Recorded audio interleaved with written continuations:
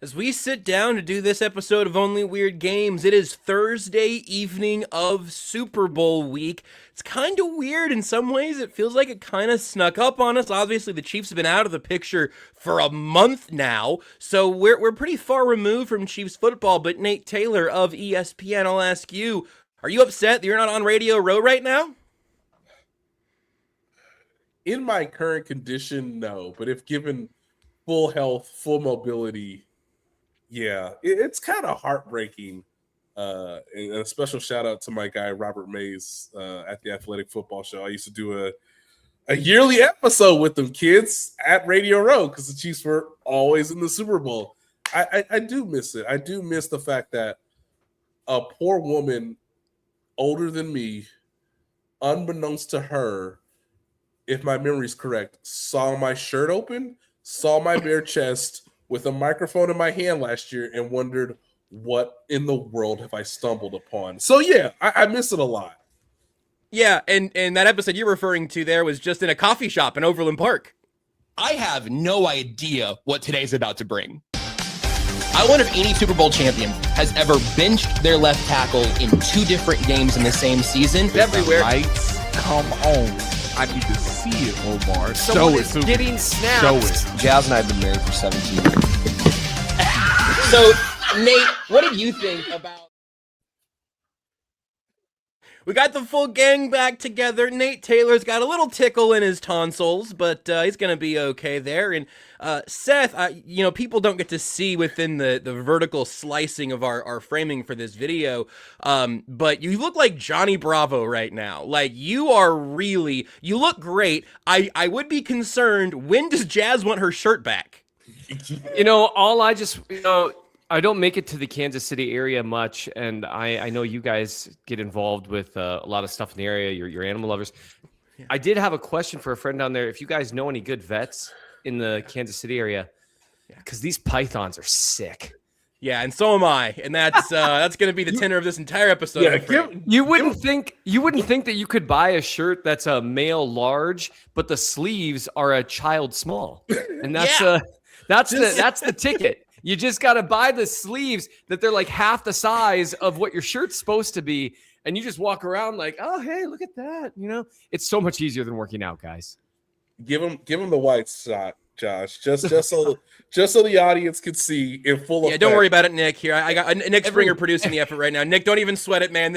We are going to have to age restrict this video now, but I need you to flex. Oh, sorry. I don't. Hang on. Have you guys enjoyed that beautiful I got behind me? If you're listening right now and you're thinking, Seth's probably not really killing this, is he? You'd be wrong. Well, he just popped the tricep, so that's going to be a problem. There goes the injury we all could see. Yep.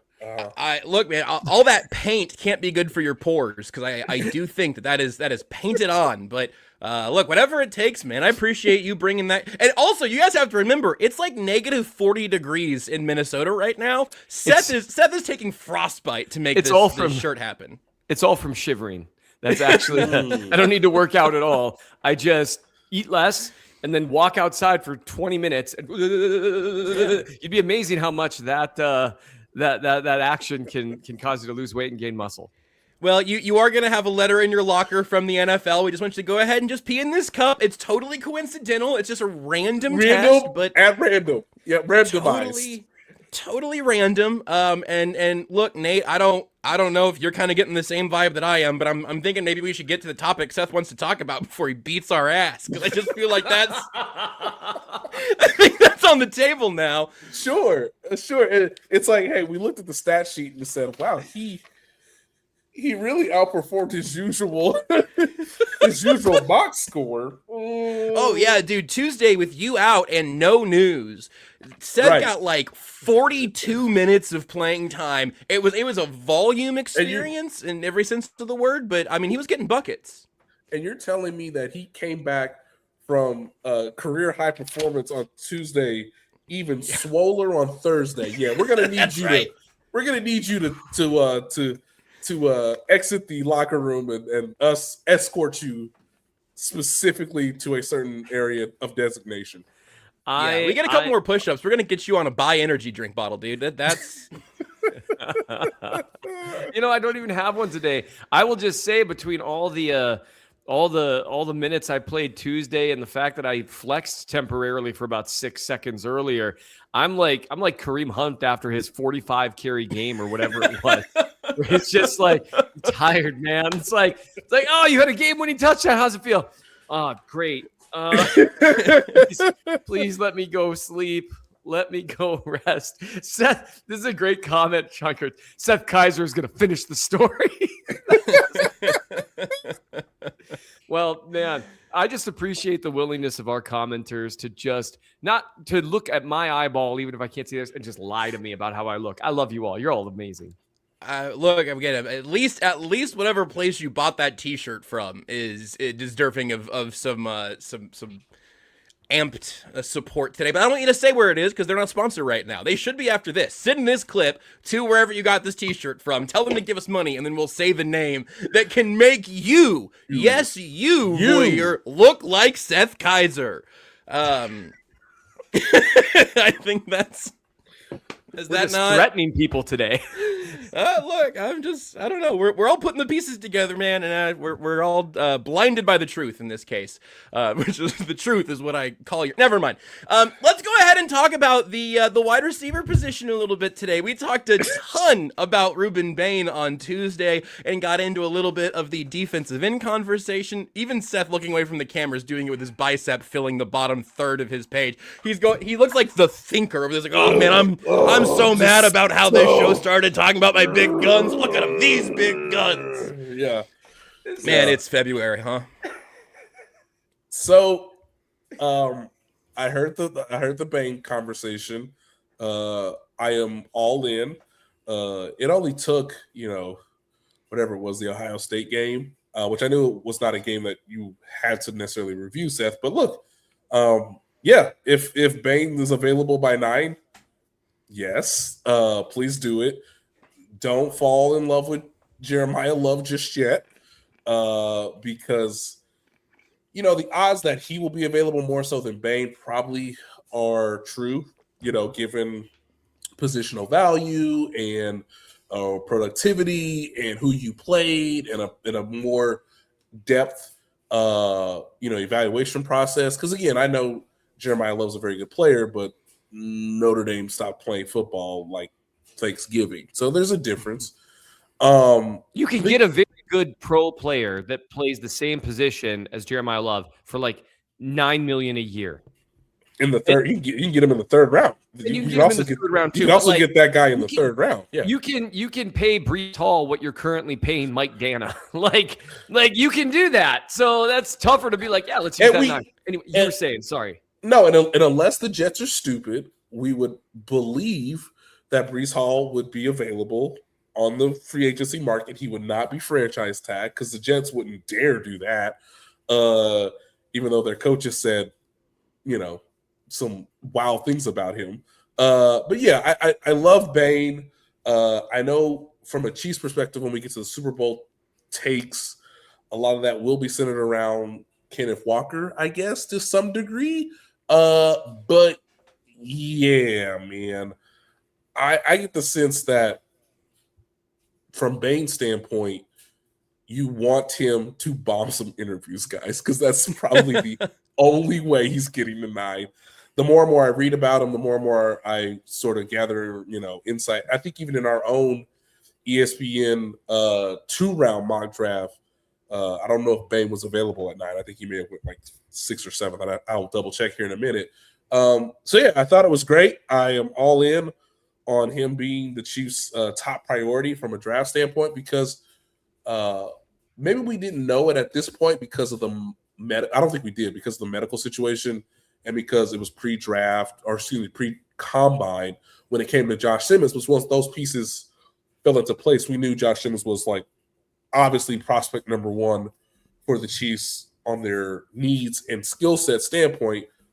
I think Bain, as of right now, has to be looked and viewed as like a similar prospect as to what the Chiefs need most and his skill set sort of matching that based on the positional value that you would need to address in the first round. And I'm excited to kind of fall in love with that cycle on a few different players here.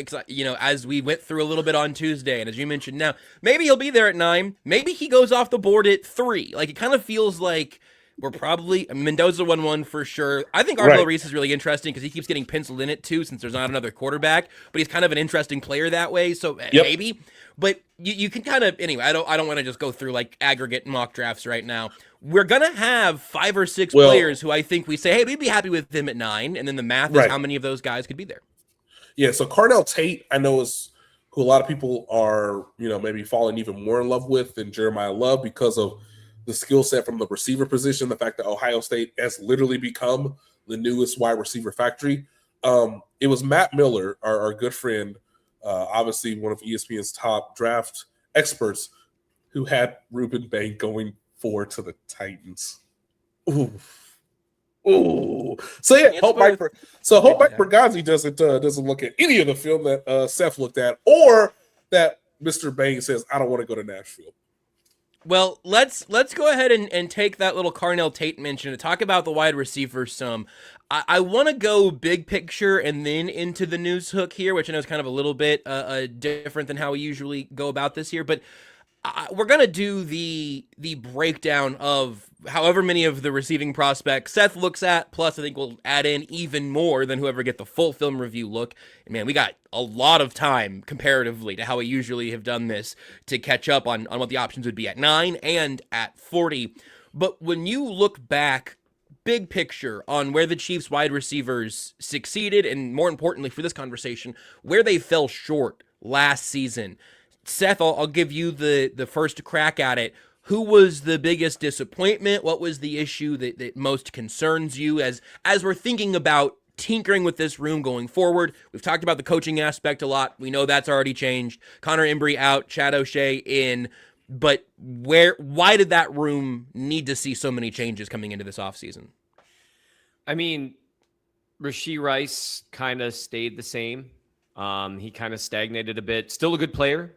Still a perfectly competent wide receiver too, even a good wide receiver too, but just didn't take that step forward that they were hoping. He showed a lot of growth in 23 that continued through early 24, and then it just kind of stayed relatively stagnant. Xavier Worthy played nicked up, but he kind of stayed about the same as what you saw. He had some growth his rookie season. I still kind of am willing to die on the hill that Worthy, used correctly, is a good wide receiver too. But those guys both disappointed to an extent in their lack of further development. Now, some of that, again, I think was the offense. I think there was a usage issue there, but that is where you end up going out and trying to get a guy with 20 years of NFL experience developing wide receivers, and a guy that can look at Rashee Rice and Xavier Worthy, who are young guys that, had a lot of success earlier in their careers in terms of team success and stuff, and be able to look them in the eye and say, yeah, I remember when I was coaching Wes Welker and Randy Moss, and, like, it's nice to be able to say those things. It's like, yeah, that's cute. You've won 1 Super Bowl. So in the 3 times I was coaching wide receivers and we won Super Bowls, like that matters. I mean, when you're working with people, that matters. Both of them disappointed to an extent in terms of not taking that next step. I still think they're valuable players, but that's disappointing. Hollywood Brown's unlikely to be back. I just think the price they're paying for him, that just the juice isn't worth the squeeze there. To me, the most disappointing thing, and this isn't really the player's fault, I think you're going to see a lot of changeover because you didn't see that next taken by Rashee Rice, to where now there's a question: is he really a wide receiver 1? He didn't really take a step forward in beating man coverage. Same with Xavier Worthy, and neither of them were man coverage beaters in college. So that's why you see, like, okay, we need someone who can win against man. The biggest disappointment for me was more so Tyquan Thornton emerging as a guy who can be a difference maker down the field, and them even altering the offense a little bit to take more shots down the field. And then as soon as they had their desired trio of Rice, Worthy, and Brown, they tried to spam that, I think they really thought that they were going to start rolling, and it just didn't work out. And then there was no adjustment down the stretch. Like, Thornton's snaps started to go up a little bit again as the season wore on, but they weren't quality snaps. They should have been taking they should have had at least a half dozen snaps a game where he was the first or second read looking down the field to see whether or not you had a single safety over the top. So that, to me, that's why you're looking at a wide receiver room that needs more. The pieces they have in place, let's say they bring back Tyquan Thornton, which I know we're going to talk about, but like you have pieces in place that look like it should be okay on paper if they're used correctly, but that lack of a man coverage beating guy is a big deal.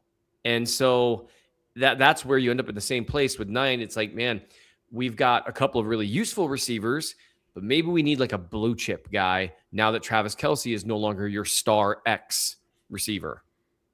Nate, do you agree with that assessment? And if so, is that something that you right now, again, we're talking about all this on February 5th, so things will be different by the time free agency gets here and the draft comes around. But do you think the Chiefs are in a headspace right now to try at least, genuinely try to add a blue chip man-beating wide receiver? Or is that going to be something they try to kind of pick around again and have enough strengths in other places where say, hey, we're just going to go through our whatever consecutive season without a real player like that?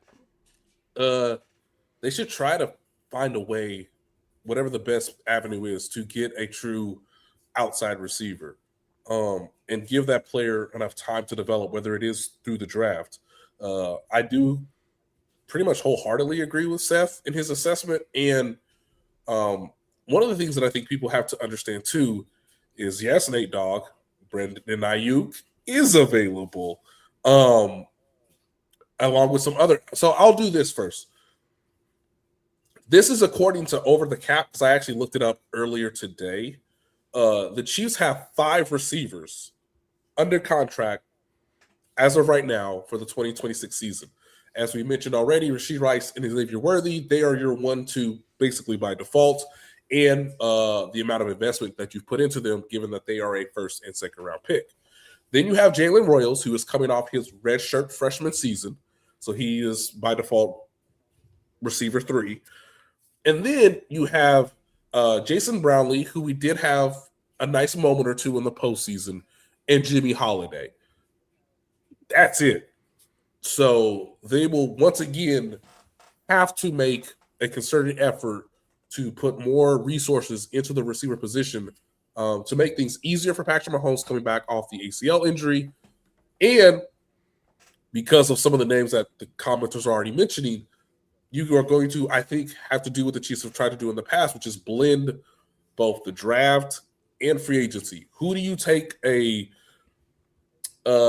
calculated risk on in free agency, and then who do you see as someone in the draft who can not only be helpful in 2026, but can really blossom in 2027 and 2028? That'll be their sort of task, their objective for this receiving room, because ultimately, based on what we saw last year, the connection that the players have with Mahomes, the fact that the coaching staff did not do certain players a good service last year, especially towards the middle of the season, towards the second half, it really leads me to believe that the Chiefs should focus on retaining Tyquan Thornton as much as they can, because he gives them a sense of a baseline in terms of giving Andy Reid what he wants, which is obviously a speed threat, someone who's already built a connection with Patrick, has shown he can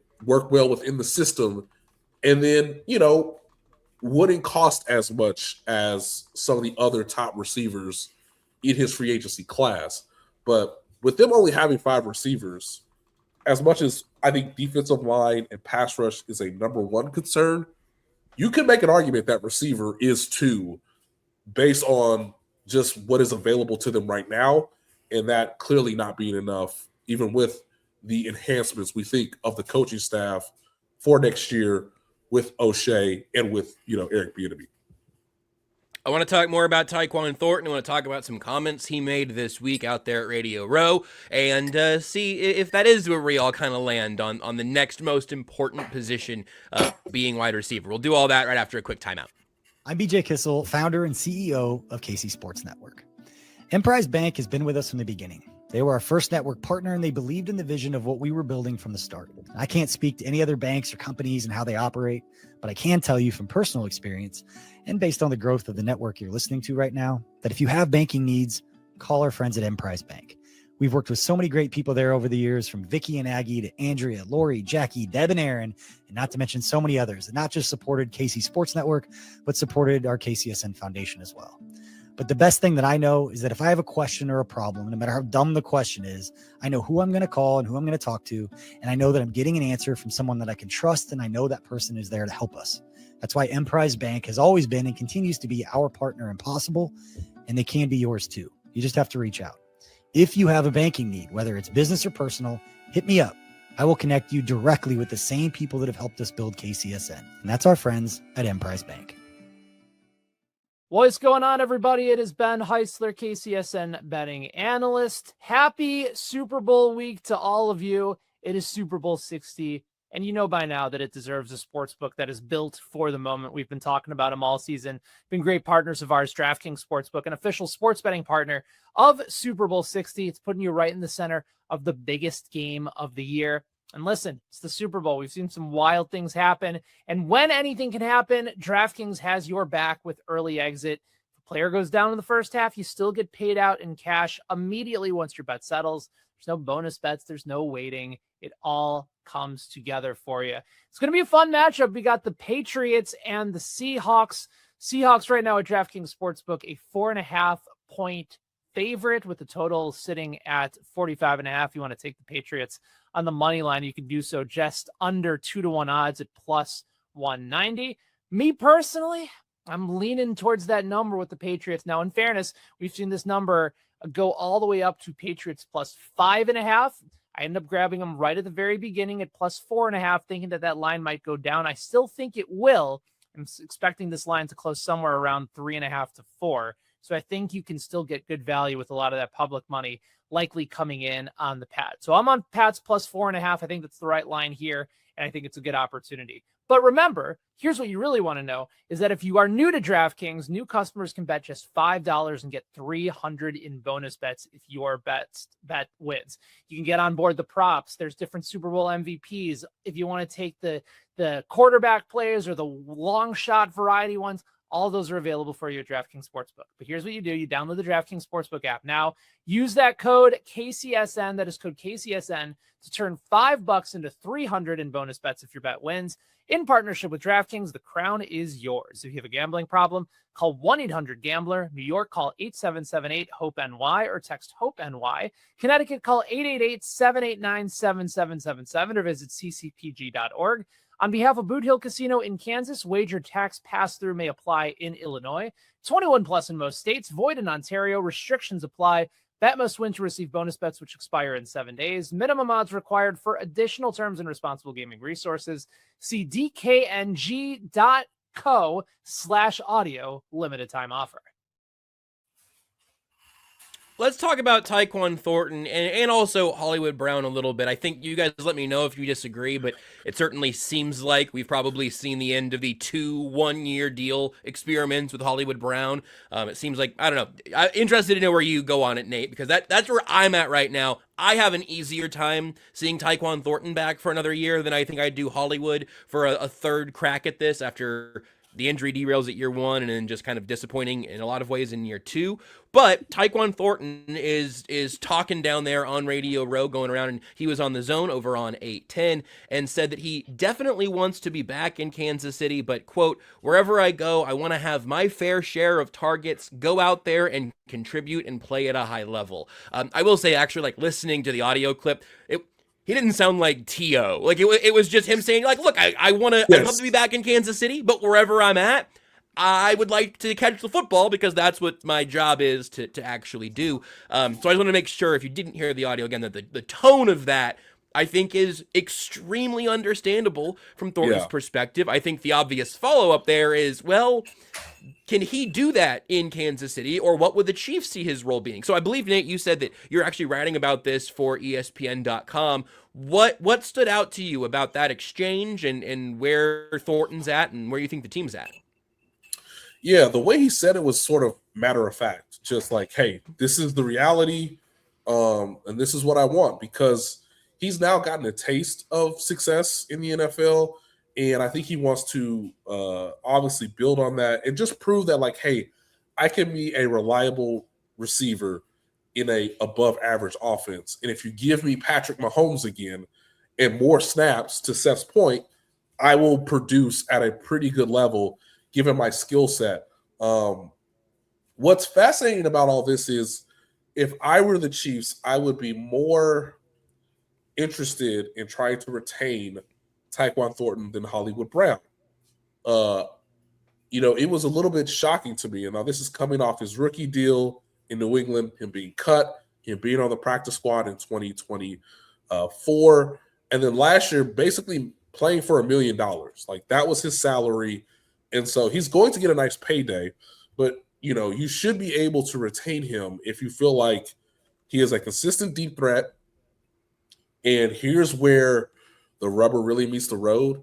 And I don't think Tyquan wants to say this out loud, but me and Seth will say it for him.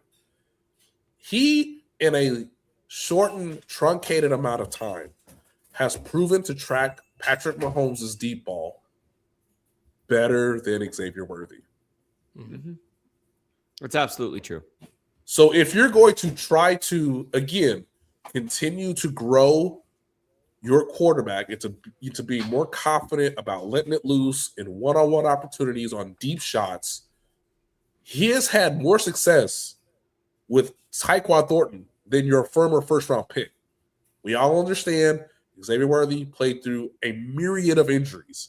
So next year will obviously be a pretty much make-or-break season for him in terms of his development, especially under a new position coach. But for Tyquan Thornton to already demonstrate this in a way that, and this is not necessarily fair to Hollywood Brown, but in a way that, hey, he hasn't been through as many injuries. He's obviously younger. He's 25 is Tyquan Thornton.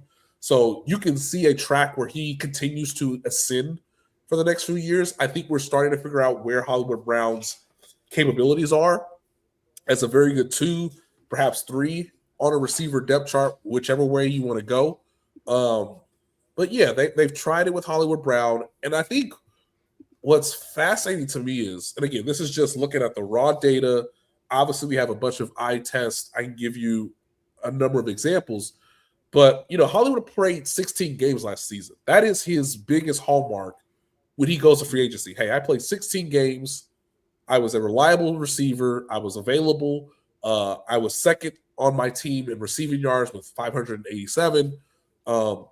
But he only averaged 36 yards per game. Tyquan Thornton, with 14 games with much fewer snaps, averaged 31.3 yards per game.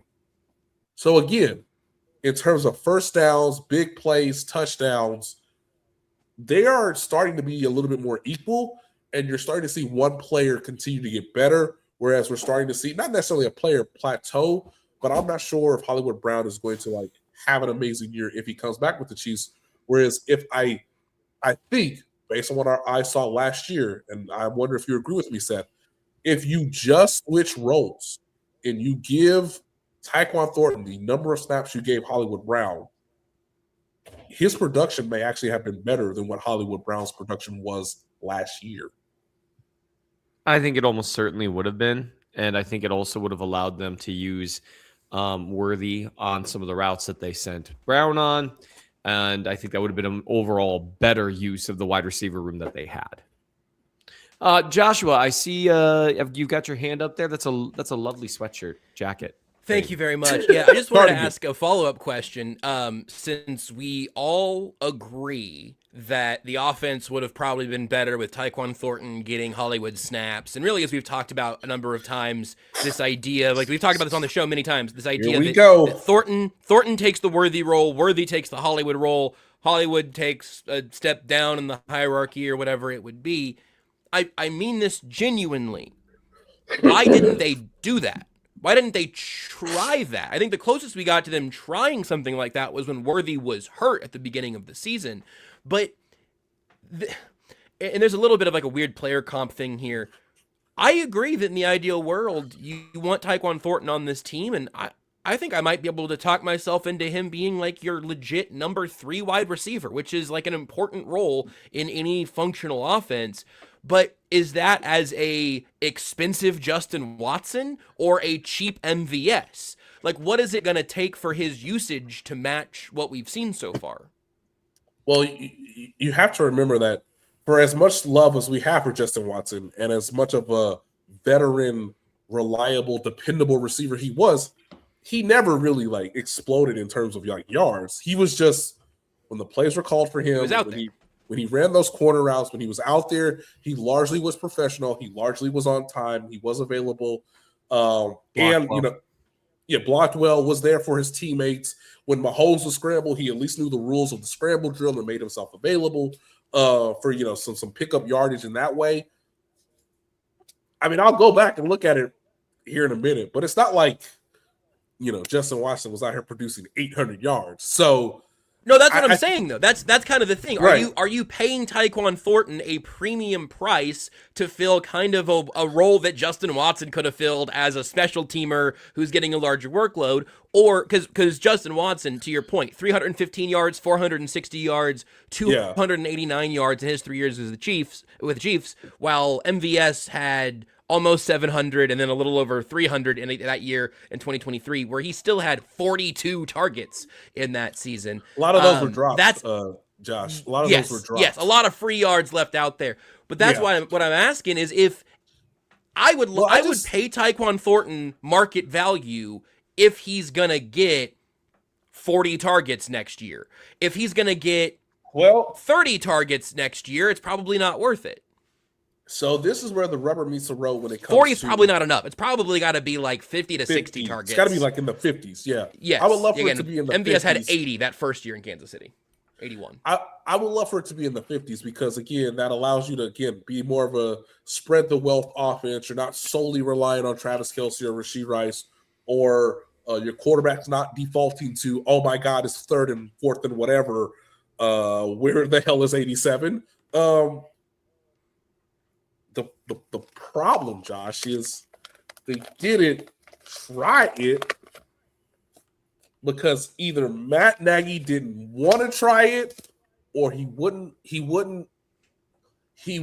push Andy Reid to say, just because we put this investment, just because we know he's been in the system longer, just because we know he's a bigger name, nah, coach, nah. We need nah, coach. I mean, it's hard to say who's at fault.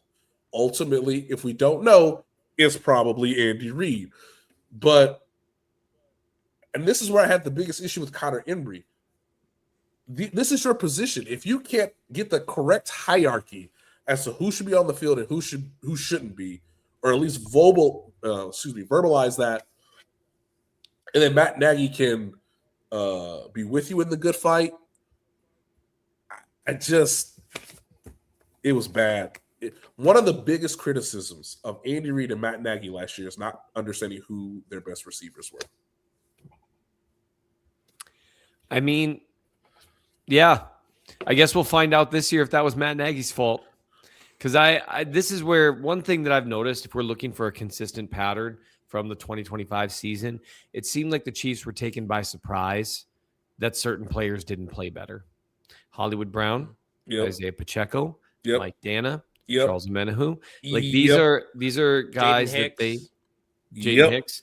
These are although with Hicks, I mean, they immediately bailed. Aborted. They aborted pretty quickly. Whereas with Brown, they had options. And I just remember hearing that the Chiefs were surprised at Pacheco's performance. And one of the things that we've talked about before is that, Andy Reid has achieved a lot of the success he's achieved by being the same guy every day. You don't overcorrect. I think the danger in that is that at times you undercorrect. You're too slow to make a change.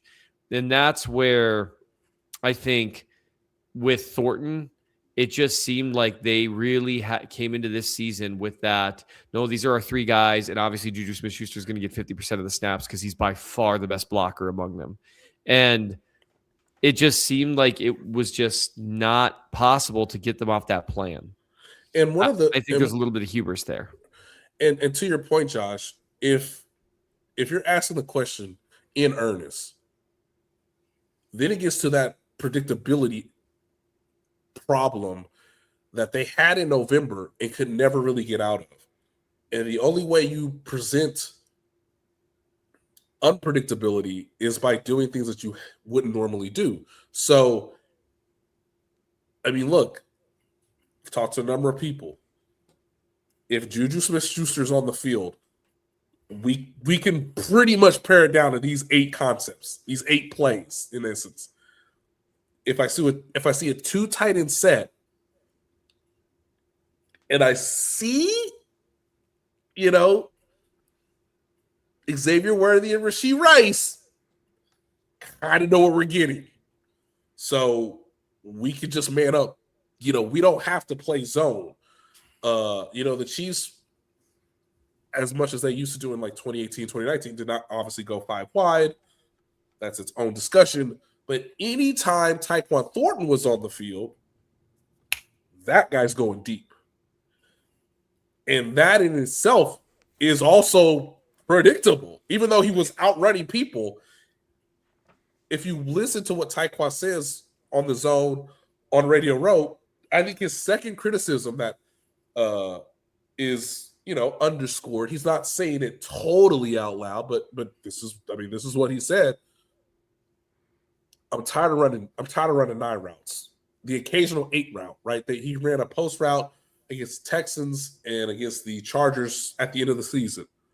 But he wants to make it clear that like I can run more sophisticated routes.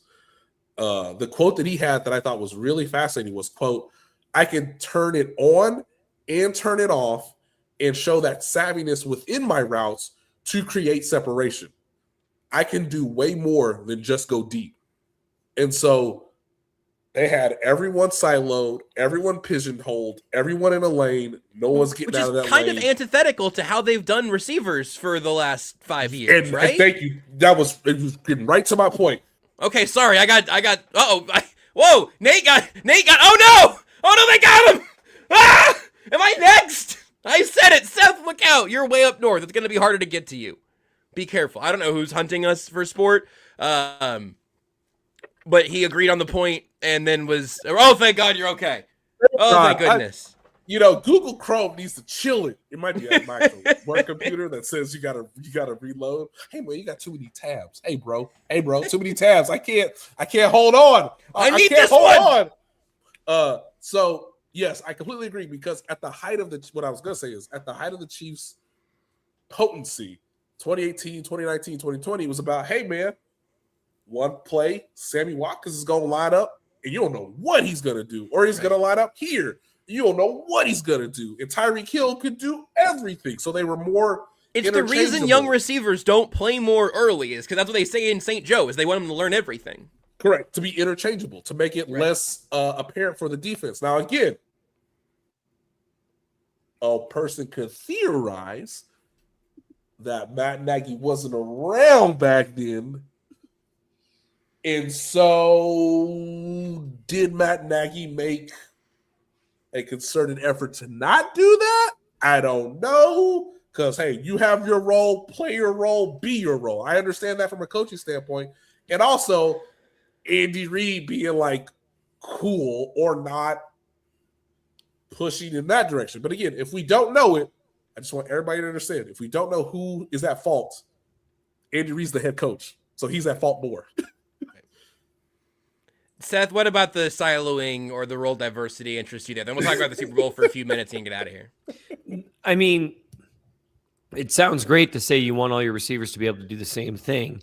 But when one of your receivers is Xavier Worthy and another one's Tyquan Thornton and another one's Juju Smith-Schuster, they can't. Right. And so, right. Like, I understand, like, that makes sense. Like, when your receivers are like, Jeremy Maclin and Deshaun Jackson, or even when your receivers are, Sammy Watkins, Tyreek Hill, and Mecole Hardman, and Demarcus Robinson, and Chris Conley.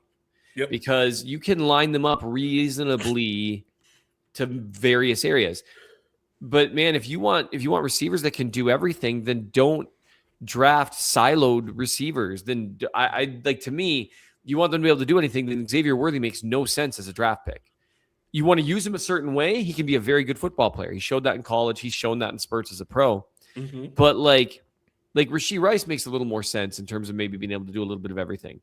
But like Juju Smith-Schuster can't do everything, and Xavier Worthy can't do everything. Did they ever send Rashee Rice down the sideline in 2025? We saw that like one time. Like in college a bunch, and then I think one time in a playoff game. I can't remember when that was. Right. And that's where, like, it'll be really interesting to see how the receiver room is handled this year, because on paper, with how he played last year and with the ceiling we've seen for each, a wide receiver trio of Rashee Rice and Xavier Worthy and Tyquan Thornton should be a solid group. But none of us are happy with that, and for good reason. Because they need a dude. And I know just the dude they need. His name is George Pickens. Yeah, good. You know what? We should end the show right now. The name George Pickens should instantly, like a poison pill, instantly in the show. No Super Bowl, no tennis. That should have been in stream. Come on. If the Chiefs sign for George Pickens, Nate, I've been around for a few years by now. I've been here before. I remember that draft. I'm not new here. That would be really funny. That would be so funny. Nate, you have mentioned 2 free agent wide receiver names today: George Pickens and Brandon Ayuk. There is likely to sign Antonio Brown in 2026. Right. Okay, fine. You want me to give you some real names? You sure. Know what you want? Yes. All right. Tyreek Hill. Stop it. Romeo Doubs is interesting in terms of a speed, but like kind of similar. If you do want a guy that can do everything and be on the outside, I still think Juwan Jennings is probably the most bang for your buck. I mean, I guess you can blocks his tail off too. Juwan Jennings, interesting. Yeah. I really like Juwan Jennings. Juwan Jennings is probably the person they should like. Now, listen to me, kids. That's the first person they should call when you are legally able to negotiate with free agents. But you should definitely have already slid in his DMs. Okay, the next guy. I think next year's his age 30 season. I don't want to scare everybody. But he's been productive. And again, it's not a. He has, but he's older than AJ Brown. Just as a little mind bleep for the people who are always like, "Oh, AJ Brown's old." Now, let me tell you the most Andy Reid. I want that guy. It doesn't matter. Back up the truck. And by the way, kids, he's playing on Sunday. I don't know if this is a good transition, but he's playing on Sunday in the Super Bowl. Sorry, you ready? AJ Brown is 10 days older than Juwan Jennings. I just wanted to get that out there before the Sharks come. Go ahead. Who are we getting, Nate? My son loves to say his name, Rashid Shaheed. Small, fast guy. Yeah, no, he's the cheapiest wide receiver in the 21st century. We all agree on that. Seth's hands are over his face. Hey, coach, he can also do special teams. I don't know if you saw, but he's a really good player. Special teams. I like him a lot. I wonder what Tyquan Thornton's season would have looked like had he gone to Seattle and gotten actual opportunities down the field. How tall is Shaheed? You're taller than him. Draft David Boston and just drag the average height of the wide receivers up to like 6'1". That guy's like 6'9" or whatever he is. Now I think okay, you're not going to trade for Keon Coleman. I think the AJ Brown stuff probably not going to happen, although it would be fun. Now, Josh, he goes under the radar, you could say, because of what he looked like. What happened to this podcast? You know what I'm talking about? No, but I imagine he could be underrated because he plays in a what would the NBA say? A small city market. He don't play in prime time. He don't look the part. Yeah. But you know what? He's always there. You're an Alec Pierce guy. I'm just saying. If Alec Pierce had a better quarterback, he had an MVP candidate till he tore his Achilles. We might be on something. Phillip Rivers. I do like Alec Pierce. I just think that it would just be like And he can block, so that does allow for certain things. Yep. But it's just that guy's going to get paid on the open market. Probably. Like Alec Pierce, like Tyquan Thornton should be really mad at Alec Pierce right now. It's like, oh, deep threat. It's like, well, no, he's a better deep threat. It's like, dang it. Yeah, Alec Pierce would be fascinating because you'd be giving money to a player that people would go, Alec Pierce, without ever watching a snap of Alec Pierce. Because again, he plays at noon on Sundays for the Indianapolis Colts. De'Ami Brown, what number do you think he's going to wear with the Chiefs? I think single digits for sure. Oh, it's Denzel Boston. I'm so excited to get so many draft picks names wrong this year. It's going to be great. What did you say? I think I said David Boston. Yeah, you said that David would make sense. Boston. Yeah. Okay, we guys want to give a Super Bowl take or what? How you feeling? Sure. Running backs actually matter a little bit Hey! because you need to have ones that can generate. The Seahawks are on RB2. Yeah. The Seahawks are on RB2, and the Patriots are in the middle of a carousel these last couple of years at running back. I can't believe this is your take. But both the running backs are playing well. Like you need running. I'm not saying they matter in the sense. Right, you need running backs to play well is something that we all believed for a little while in there. It seemed. And you need them to actually play well. So that matters. I don't know. I actually was thinking about writing about it. Like when you look at like some of the things, the difference that it makes when a running back is capable of ripping off a 20-yard gain, like it can actually happen occasionally. Man, that's a big deal. What are those? Whoa! He made a second guy miss. Whoa! You guys think Sam Darnold's going to be a Super Bowl MVP? No, stop it. Okay. Jackson. So what then? So what then? No. Mike Vrabel's too good a defensive coach. I think he's going to have Darnold seeing ghosts, and all these people that have been whining about the Chiefs dynasty. We have to listen to Patriots fans. I think it'll be good. I think it'll be and you come running back to me kind of moment. I think that actually could be good for the and you Chiefs know what? Fair internationally. enough. I have actually identified, and I'm differentiating between Tom Brady fans and Patriots fans, because Tom Brady fans are so terrified Mahomes is going to take the throne that they say all kinds of things, do all kinds of things. But Patriots fans have actually been pretty cool the last couple of years. Yeah, they get it. Yeah, a lot of Patriots fans were really cool about the whole refs thing, and they were like, no, they're just great. And I'm like, oh, that's cool. Thank you. Yeah. Like, I understand them better than I used to. But seriously, rest of the NFL, you did this to yourself. And also Tennessee, you did this to the NFL. Hey, we've got a genuinely really good NFL coach who's probably a top 7 coach or so in the league. We'll fire him because he lost a power struggle. See, that brings us right back. Dude, A.J. Brown's already got a Super Bowl ring, and Mike Vrabel's about to get one. There's 50-50 coin flip here. The Titans organization. Right. Derrick Henry hasn't gotten one yet, I guess. There's some solace for you. Right. The last time the Chiefs weren't in the Super Bowl, if you have to remember, kids, was the Rams versus the Bengals. And I think both defenses are better than what the Bengals presented back in 2021.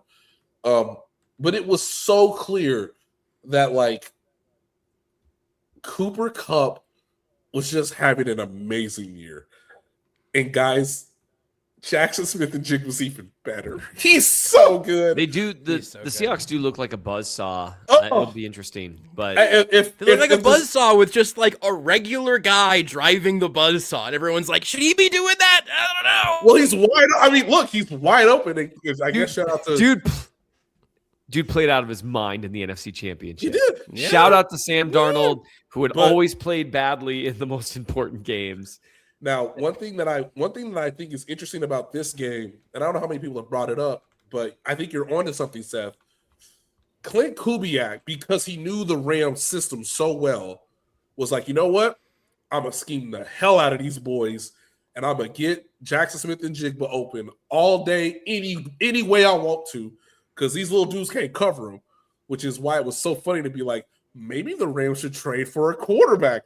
Oh, I know one. And actually, he can play in the slot and maybe hold up against Jackson Smith-Njigba. His name is Trent McDuffie. We'll get to that later.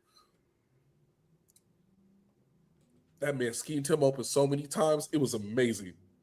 Smith-Njigba was awesome. And if you're Mike Vrabel, heat him up, heat him up some more, put his butt back in the oven, then put him in the microwave, then put him in the air fryer. Blitz this man any way possible. Simulated pressures, all out, engage 8, cover 0. The Rams chose to play coverage more than pressure, which I thought was odd given that we've seen Sam Darnold, when pressured, not play well in playoff games. So if I have a ton of confidence and trust in Mike Vrabel, which I do, I would think Vrabel's going to get his best, version of himself, of Bill Belichick, and just blitz the hell out of Sam Darnold and just see if they can get a turnover to keep the game close. Because I do think roster for roster, Seattle's better, but I do think from a coaching perspective, the Patriots could have a clear coaching advantage because Mike Vrabel is more capable, I think, of turning certain buttons in a way that maybe Mike Macdonald hasn't had to do yet because A, his team's been awesome, and B, they didn't even play anybody in the division round. The Niners were an awful mess. They were all injured. Because they beat him into the dirt 2 hours before having to play him again. This is Mike Macdonald disrespect. Look, I'm seeing some comments that are correctly noting that I am disrespecting two very good running back backfields that both seem to have two good running backs, and I am overinflating Zach Sharp. Listen, folks, if I can't use this podcast to be irresponsible about teams' running back rooms in order to refute a point that Seth Keysor made, you found the wrong podcast, my friends. That's a February tradition. This time it's just about another team. Don't come in here and say, "Oh, did Kenneth Walker die?" No, he's going to be a Chief next year as long as the Seahawks let him go. I like Kenneth Walker. I've been the Kenneth Walker guy. I'm going to go ahead and slander him to, in fact, slander Seth. It's 4D chess. Yeah, Kenneth Walker's going to be the Super Bowl MVP after having 200 yards, 4 touchdowns, and then he will immediately be franchise tagged and traded to the Chiefs. We all know how this is going to go. You know what? I want to see? Here's my take. You guys have gone in a real particular direction. I don't like it. Here's the direction. You ready? Hey, Drake May. Let's see it, buddy. Let's see it, pal. You think you're okay? We've got the heir apparent to Tom Brady. Okay, Drake May. Welcome to the playoffs. Welcome to the Super Bowl. Here's Mike Macdonald. Sam Darnold seeing ghost. What if Drake May gets a little spooked back there? Hey, his name is Stephon Diggs, and throw it to one of the Titans. Noted Super Bowl champion Stephon Diggs, I guess. This is very. I mean, I'm not the first one to say this is very similar, but it's just like, hey, Go Drake, Birds. Don't lose the game, Drake. Hey, Drake, manage. How's that gone in the last couple of years? Poorly. How do you think Sean Payton's going to do on Sunday? He must be miserable. I think he'd be miserable if he was playing in that game. I don't think anything happening in the world around dictates if Sean Payton's miserable or not. Well, the only thing that would make him happy is if, you know how they said that they filmed, was it that Sinners movie where they had like that ring and they had like 8 iPhones surrounded them where literally every camera was them?